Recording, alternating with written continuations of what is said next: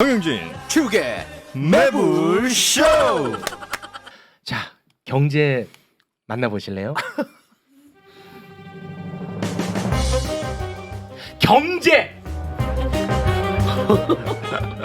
자, 민생 천재, 데모 천재, 고발 천재 안진걸 소장님 나와주셨습니다. 어서 오십시오. 예예예.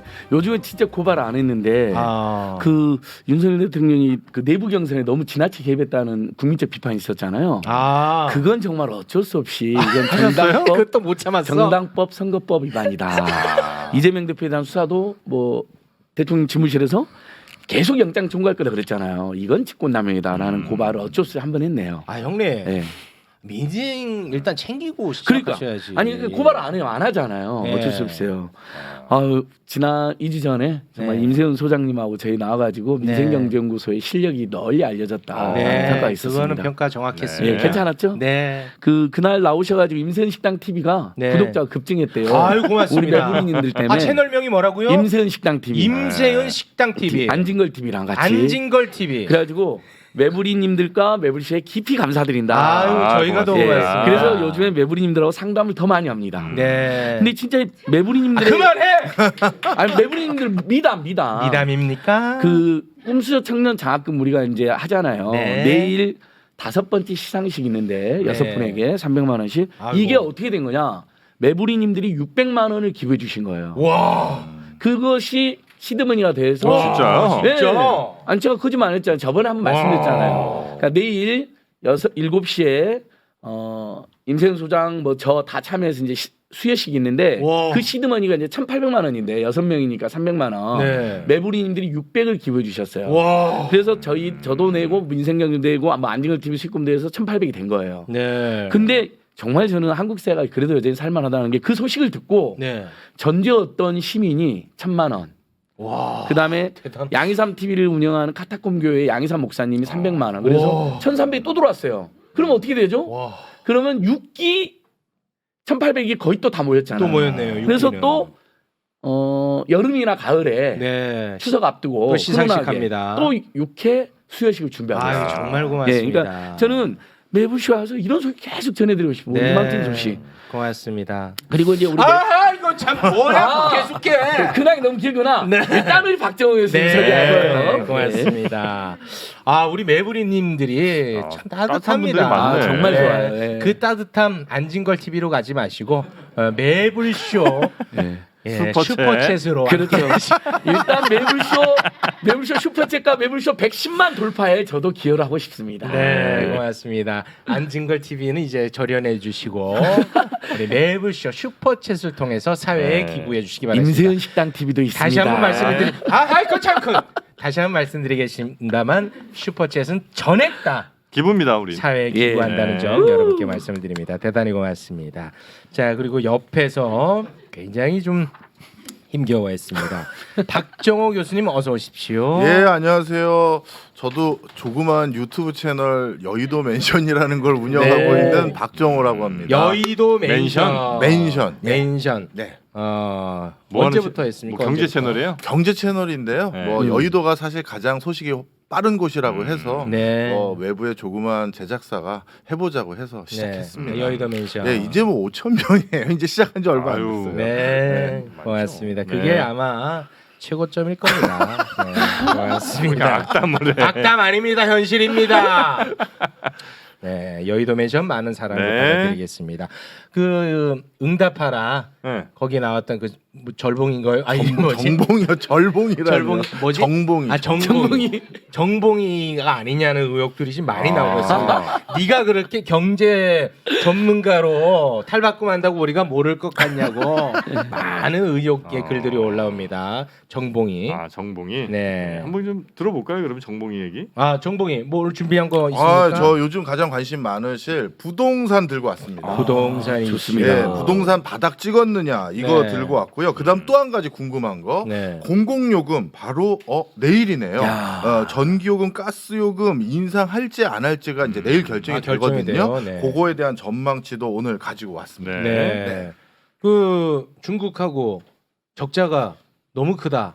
뭐 이런 얘기가 있던데. 그것도 이제 좀 말씀을 드려야 되는데요. 네. 사실 우리나라는 무역 수지 흑자로 여태까지 버틴 나라인데 그렇습니다. 중국과의 무역 수지 적자가 지금 13개월 연달아 찍히고 있는데 네. 당분간 이게 쉽지 않게 해결이 안 될 것 같고요. 아유. 그리고 반대로 지금 어떻게 됐냐면 예전엔 대중국 무역 수지 흑자 1등이 이제 우리나라 무역 수지 흑자 1등국이 중국인데 그걸로 먹고 살았잖아. 그렇죠. 네. 근데 지금은 우리가 수입 1등 국가가 중국으로 바뀌어버렸어요. 적자 1위국으로 바뀌었어요. 이거 큰일 났다. 이. 큰일 났어요. 정봉아. 예. 이거 살려야지, 정봉아. 저한테는 또 왜 그러세요? 약간 신장식 변호사한테 아이고. 그러시더니 반도체가 굉장히 크죠 그거. 반도체가 제일 크죠. 네. 그리고 지금 음모론도 좀 있어요. 아. 우리가 산업 구조상 중국이 워낙 싸게 원자재라든가 이런 걸 제공해 줬잖아요. 그러다 보니까 거기에 거의 전량 수입하던 품목들이 많은데 중국이 우리가 요즘 미국과 너무 가까이 지내다 보니 네. 요것들 봐라. 금액 올려버려 했다는 음모론들도 상당히 많아요. 네, 안 올려도 되는 걸 올렸다 이런 얘기도 있습니다. 네.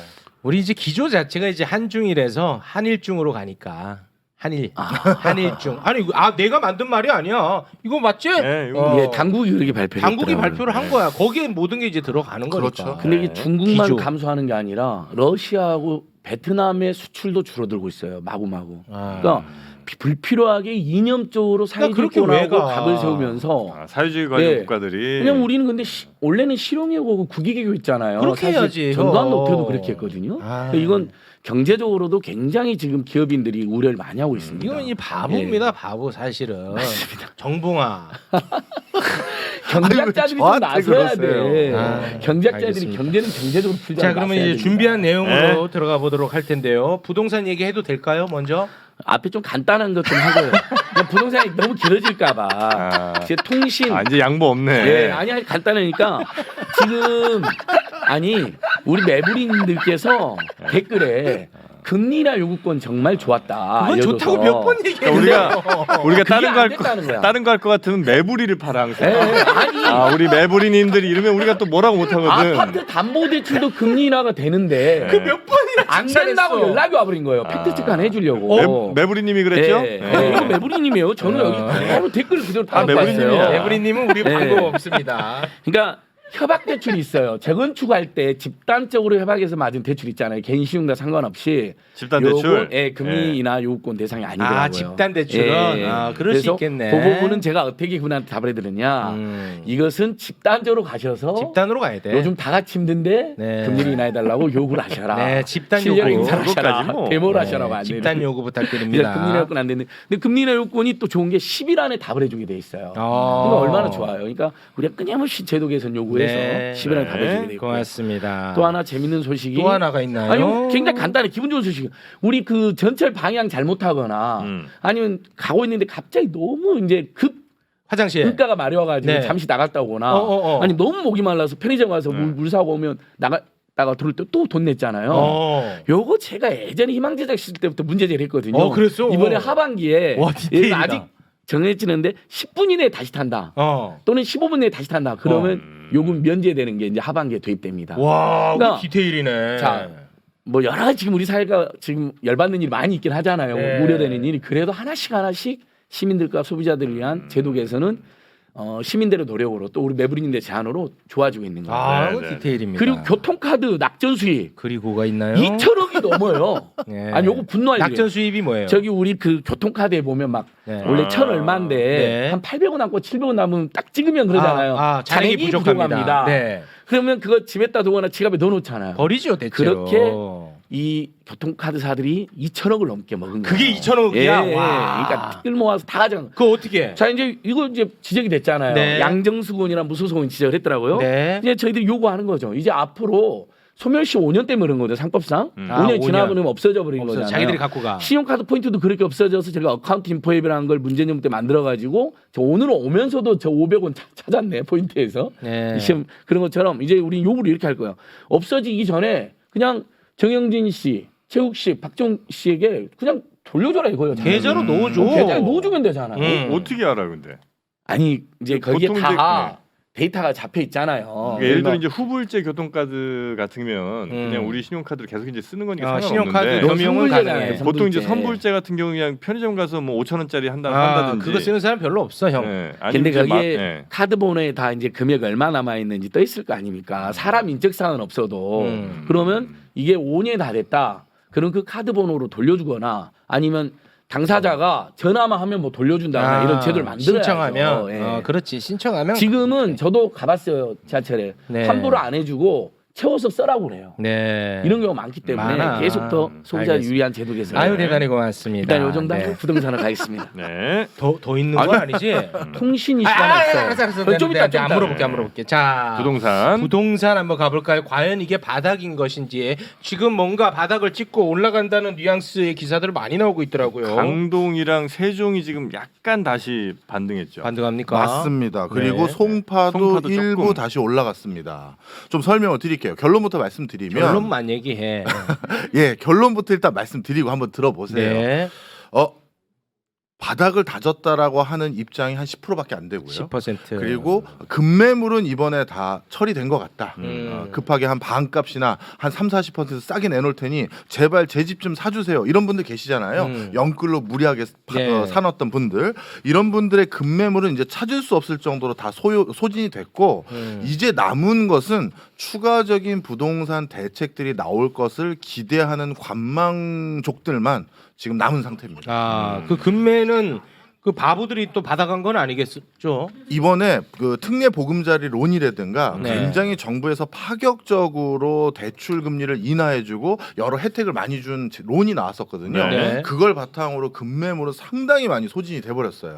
그래서 영끌 내가 정말 깜빡 실수해서 이렇게 무리하게 빚내서 아파트 사면 오피스텔 사면 안 됐었는데 후회합니다라고 했던 분들에게는 자신의 포지셔닝을 해결할 수 있는 어떤 큰 해갈점이 돼서 네. 그렇게 해서 그건 해결이 된 것 같고요. 바보가 바보에게 넘긴 이런 것이 아니길 바랍니다. 실수요자들이 사셨다면 저는 바보라고 생각하진 실수요자면은 않아요. 괜찮다. 네. 자, 그러면 앞으로는 도대체 뭘 믿고 기다리느냐? 네. 이제 우리나라도 자가 보유율이 60%에 가까워요.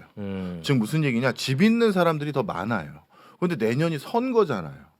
선거를 앞두고 총선.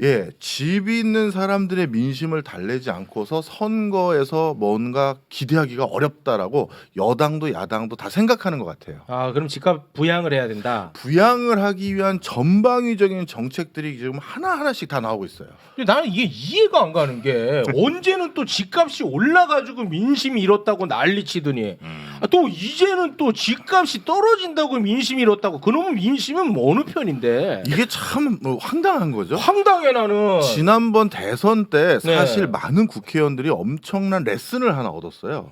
사실 지난번 대선의 승패는 뭐 제가 정치를 잘 알지도 못하지만 정제 얘기하려고 하는 겁니다. 네. 바로 부동산 때문에 갈렸다라고도 평가하는 국회의원들이 되게 많아요. 왜 그러냐면 그 예를 들면 광주광역시에 봉선일동이라는 곳이 있습니다. 여기는 뭐 어떤 곳이냐면 광주의 대치동 같은 곳이에요. 교육의 메카. 이 동네는 아파트 가격이 되게 비싸서 10억이 넘어요. 광주광역시인데 잘 나갔을 때는. 그런데 이 봉선일동에 투표함을 까봤더니 어떤 일이 생겼느냐? 원래 광주는 전통적으로 민주당 성향이 높잖아요. 그런데 국민의힘 득표율이 40%에 가까운 거예요. 아, 그래? 네. 대선 때도 화제가 됐었어요. 왜? 엄청난 화제였어요. 왜냐하면 자신들의 정치적 성향과 달리 부동산과 관련해서 중과세 때리고 공시지가 올려버리니 야 이렇게 투표성이 확 바뀌는구나. 그래서 그게 광주시에는 봉선일동, 대전에는 둔상동 이런 몇 군데가 있거든요. 재밌네. 그 투표수를 다 합치면 이번에 선거 결과 결정됐던 30만 표가 넘어요. 재밌네. 그러다 보니까 이거 부동산을 잘못 건드렸다가는 이런 일이 생기는구나. 그런데 지금은 모두 아우성이잖아요. 내가 부동산 대세라고 해서 이번 기회가 막차라고 해서 대출 왕창 땡겨서 샀는데 나 어떡할 건데 뭐 그리고 지방 같은 경우 지금 미분양이 지금 난리 아닌 난리거든요. 지방에 내려가면 저 이번에 또 나옵니다. 찍어주시죠 하면 지방 유지들이라고 하는 분들 중에선 또 상당 부분 건설회사 사장들이 많잖아요. 어떡할 건데 라고 하면서 미분양 대책부터 해서 부동산 대책들이 계속 지금 준비 중에 있어요. 그 중에 벌써 몇 개 나왔죠. 뭐 대표적으로 반도체 국가 특구 단지를 조성한다. 네. 이거는 원래는 그 반도체 업종 종사자들 입장에서는 뭐라고 국가에다가 많이 읍소했었냐면 반도체라는 건 지금 전 세계에서 지금 싸우고 있는 것이기 때문에 국가 대표 선수를 뽑아서 전 세계와 경쟁을 해야 된다. 네. 그러려면 여기에서 제일 우수한 인재들을 유치해야 되기 때문에 요즘 친구들은 천안 이하는 안 내려가잖아요. KTX로 천안까지는 서울에서 통근이 가능하니까 네. 그래서 특화 단지를 가능하면 수도권과 충청권까지만 끊어주십시오가 업계의 의견이었는데 네네네. 이게 계속 논의하면서 거의 14개 시도에 나눠진 이유도 이런 부동산과 관련된 이유가 있고 서울도 오세훈 시장이 뭐 한강 르네상스 네. 2.0인가 이름 맞나요? 예, 네. 예, 그거를 통해서 한강 각 지역마다 새로운 호재성을 지금 쫙 만들고 있거든요. 이게 다 선거와 무관하지 않은 거예요. 아 그러네. 네. 오늘 좀 괜찮았습니까? 아 괜찮은데. 네. 대체로 그런 저 좋은 정책들이 이른바 좀 부양에 가까운 네. 네. 나올 때마다 보통은 다 떨어져요. 네. 왜냐하면 떨어진다는 게 뭐야? 그러니까 이제 부동산 가격은 왜냐하면 이제 우리가 막 오른다고 막 제재하고 뭐 이럴 때는 오히려 오르고. 다시 막 오르잖아요. 그렇지. 그게 이제 전체적인 그 흐름이라는 게 있는데 그 흐름을 어떻게든지 좀 막거나 좀 완화하려고 여러 노력들을 하는 그 증거들이 그런 그렇지. 주제들이거든. 네. 그래서 아마 그런 좋은 정책들이 나오는 게 끝날 쯤이 아마 바닥 아닐까. 그러니까 이게 보니까 이제 네. 정책의 실효성은 없습니다. 외부 요인이 굉장히 크죠. 부동산은 맞죠. 뭐 전 세계 부동산 사실 비슷해요. 그런데 이제 이 정책을 이제 부양의 정책을 내놓는 것은 메시지가 될 수 있기 그렇지. 때문에 네. 선거에 이제 도움이 된다. 네. 이렇게 이제 정리가 되겠군요. 네, 맞습니다. 네. 네. 그래서 이런 부양책들까지 지켜보면서 그래서 그 뒤에 부동산 시장이 좀 반등이 있지 않을까라는 대기 수요들이 지금 왕창 있다. 네. 요게 이제 결론. 근데 정책으로 부양이 되는 것은 아니다라는 거 이거 주의해야 됩니다. 그죠? 그런데 이것도 네. 또 기억을 하셔야 돼요. 사실 그동안 정책이 발표됐었을 때 그 정책이 100% 실행됐느냐는 아니에요. 만약에 그 정책대로 한다면 오세훈 시장이 르네상스 1기 때 뭐라고 얘기했냐면 상암동에 120층짜리인가 150층짜리 빌딩 올린다고 했어요. 그거 아직도 안 됐거든요. 그래서 정책은 크게 부동산 시장의 4단계로 반영이 됩니다. 일단 정책이 발표되면 이 중에 일부가 반영돼서 부동산이 오르는 지역이 있어요. 대표적으로 요즘은 용인이에요. 용인의 인근 벌써 부동산이 아파트 단지 같은 경우는 1억 이상씩 올라간 데가 많아요. 그래. 그래서 정책이 발표되면 한번 오르고 그다음에 그게 이제 실제 정책이 반영됐을 뿐만 아니라 예산 확보했대라는 소식이 들으면 이건 진짜 한다는 얘기잖아요. 그건 실체가 있잖아. 그러면 그때 또 한 번 올라요. 그리고 예산 확보돼서 삽 떴대라고 하면 또 올라가요. 삽 들어가면 또 올라. 그리고 완공됐대 하면 또 올라가고. 그러니까 부동산이라는 게 정책 관련은 이렇게 뭐 쭉 올라가고 쭉 내려가고 이게 아니라 시간이 좀 가장 걸리는 그렇죠. 거죠. 걸리는 네. 거죠. 네. 참. 부동산 가격 올랐다고 정권 뺏겼다고 하더니 이젠 부동산 가격 내리면 또 총선에서 진다고 그러고 참 아주 미치겠다. 어렵다 정치. 네. 제가 매불인들 정말 놀랐습니다. 예 왜죠? 저 아까 잠깐 네. 그 뭐죠 유튜브 관리업체가 영세에서 네. 광고 한번 해달라고 했는데 네. 세상에 그 사이에 400명이 그거 체크하고 있냐? 아니 잠깐 봤어요. 정봉아, 잠깐 우리나라 봤어요. 경제 살려야지. 아니, 저는 잠깐 지금 봤어. 부동산에 대한 의견들을 보고 놀란 거지 않더니 여의도 멘션을 보고 계셨는데. 자, 매부리님들 여의도 멘션 야. 다 빼세요. 취소. 빼. 와. 이게 뭡니까 이거 지금? 나 진짜 깜짝 시장 놀랐네. 사고 있네. 빼. 이거 안 되겠어. 매부리님들 빼. 진짜 한 명 줄었어. 이거 안 맞습니다. 돼. 아니, 좀 살려주세요, 여러분. 여의도 멘션. 고맙습니다. 자, 그럼 오늘은 여기에서 마무리를. 아니 5G 엄청난 문제가 하나 지금 생겼다니까요. 짧게 진짜 볼게요. 이건 아마 두 분이 동의할 거예요. 역사상 처음으로 과기정통부 장관이 네. SK텔레콤의 5G 중간 요금제 발표를 장관이 합니다.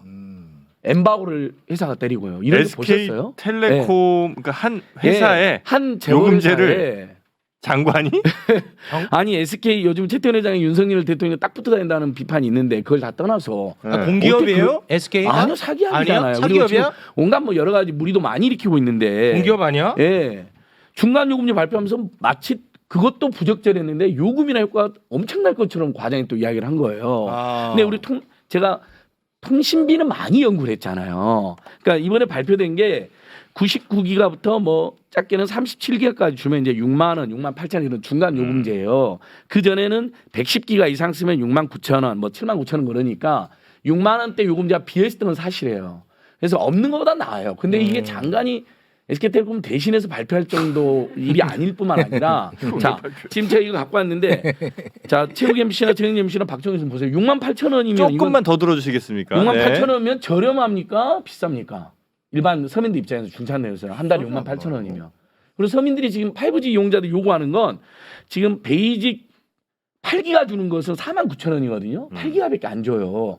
지금 우리 5G 평균 데이터 사용량은 26기가입니다. 한 달에. 그럼 보통 우리 서민들한테 26기가 안팎을 쓸 때 그걸 한 3, 4만 원 정도로 쓸 수 있으면 좋겠다라는 게 일반적인 염원인데 그건 하나도 안 나오고 여기 있잖아요. 비싼 중감요금 대신에 3, 4만원짜리 보편요금제 전기통신사업법에도 통신요금은 저렴하게 이용할 수 있어야 한다라고 의무조항으로 써놨거든요.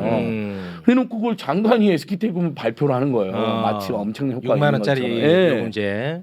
근데 5G X 레귤러 플러스 요금제를 보면 1기가당 요금이 316원밖에 안 돼요. 근데 베이징 요금 8기가에 4만 9천이니까 1기가당 요금이 6,125원입니다. 무려 19배 차이가 있습니다. 네. 그러니까 좀 상대적으로 여유 있고 데이터 많이 쓰는 분들은 엄청 저렴하게 통신을 쓰고 알겠습니다. 서민일수록 아주 비싸게 그 데이터 값을 내고 있는 것도 시정이 안 됐어요 이번에도요. 네. 그래서 다시 한번 통신비로 인한 가계 생활비 절감 효과가 있으려면 중간 요금제도 선택지가 하나 늘어나는 건 의미가 아주 없는 건 아니지만 네. 왜냐하면 이제 7만 원, 8만 원 쓰는 분들 나 저리 이동하겠다. 110기가까지는 안 쓰니까 이런 분이 있을 있잖아요. 네. 그러나 진짜 절실한 건 26기가 안팎을 쓰는 보통의 평균적인 그 이하를 쓰는 분이나 평균을 쓰는 분들에게 네. 3, 4만 원 정도 내고 쓸 수 있게 하는 요금제가 절실한데 그 요금제는 아예 안 내놨어요. 안 내나 4만 5천 원짜리 네. 나오면 그래도 또 서로가 서로가 4만 5천 원에서 4만 원만 돼도 좋겠네요. 대신 한 뭐 20기가라도 주면 이동할 알겠습니다. 거예요. 네. 근데 장관이 그 이야기를 안 하고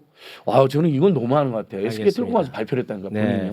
우리 저 네. 정희 씨가 또 SK 최태원 회장님이랑 또 절친이잖아요. 지금 발표예요. 4만 원짜리 요금제 형이 형 대신 내가 술 한 잔 사드려야 되니까. 최태원 형 대신 발표해. 그래? 4만 9천 원이면 돼. 4만 5천 원. 5천 원? 4만 5천 원.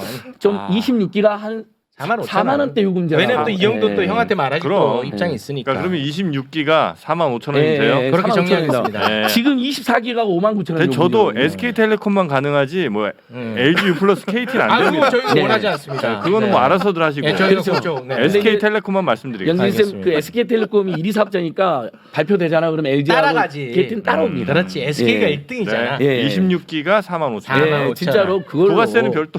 아니요 예전에 부가세를 별도로 해서 문제 제기를 했잖아요. 아, 포함해도. 문제가 저렴한 것처럼 그것도 저희들이 문제 제기해서 지금 부가세 포함된 네. 요금제로 바뀐 겁니다. 요거 아무튼 잘 해결 안 되면 네. 저는 노소영 쪽으로 붙습니다. 그건 변희재 대표 노선인데. 노소.